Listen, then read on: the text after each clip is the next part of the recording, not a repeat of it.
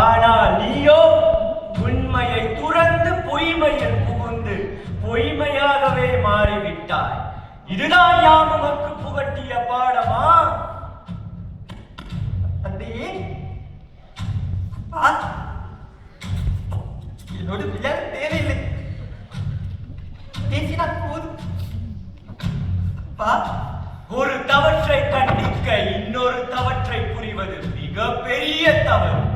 தீயை தீயால் அணைக்க முடியாது, அறியாமையை விளக்க அறியாமை பயன்படாது.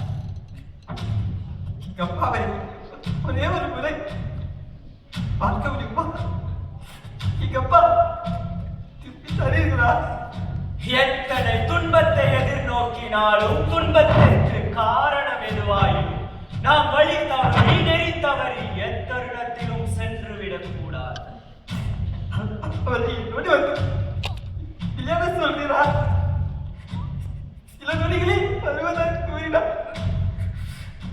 வெளிச்சத்தில் இருப்பவனுக்கு இருளில் இருப்பவன் தென்பட மாட்டான். ஆனால் இருளில் மட்டுமே இருப்பவனுக்கு வெளிச்சம் தேவையற்றதாகிவிடும். நீ வெகுகாலம் இருளிலே இருந்து விட்டாய். வெளிச்சத்தின் ஒளியை நீ தாங்க மாட்டாய் மகனே, தாங்க மாட்டாய். ஐயா, தருகிறார். ஐயா, அப்பா பசியாக இருக்கிறது, சாப்பிட.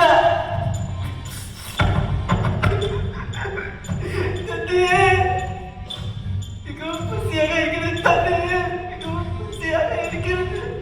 சிறுவயதில் நீ கண்ட துன்பத்திற்கு இப்போது அதுவும் இவ்வகையில் நியாயம் காணவில்லை. தவறு. மற்றவர் வழி அறியா தருணம் உனக்கும் மாமன்னன் லிங்கேஸ்வரனுக்கும் இடையே என்ன வேறுபாடு? ஒரே ஒரு முறை படியை தூக்கி வைத்து கொள்கிறப்பா, எல்லாம் சரியாகி விடுகிறேன். நீ செல்லும் பாதை உன்னை அழித்துவிடும். தர்மம் தவறி செயல்பட்டவர் என்றும் என்றதாக சரித்திரமில்லை. இந்த கொடுமைக்கெல்லாம் இந்த அரசு தன்னை காரணம். சிறுவயதில் தந்தையை என்னிடமிருந்து பிரித்து என் வாழ்க்கையை சிதைத்து விட்டார். விடமாட்டேன், அவனை நான் விடமாட்டேன். கண்டிப்பாக பழி தீர்ப்பேன். எனக்கும் என்ன போல் பலருக்கும் அவன் மதை கூறிய வேண்டும். கொடுமையான பகைமையை உன்னால் நெஞ்சத்தில் நீ விதைத்து விட்டாய் விபீடனா. இன்று அது வேறுண்டு மரமாய் வளர்ந்து நிற்கின்றது. வேலையத்தால் அழிவுங்க. அரசன் தவறே செய்திருந்தாலும் அவனை தண்டிப்பது உன் பொறுப்பு. வேண்டாம் மகனே, வேண்டாம்.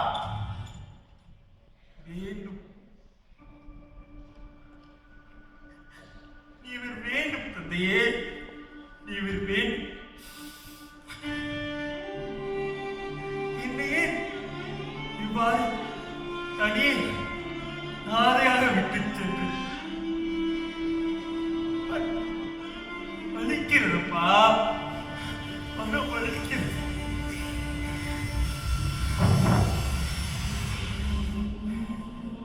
மக்களின் மனம் அறியாத மாமன்னனின் மனம் வலி அறிய வேண்டும். அரசை தங்களை இதே நான் தட்டி கேட்டேன். இது வருதி தந்தையை இதில் இருந்தவன் இன்னும் எத்தனை குழுக்களை செய்திருப்பார். எல்லாரும் கூறிய வேண்டும்.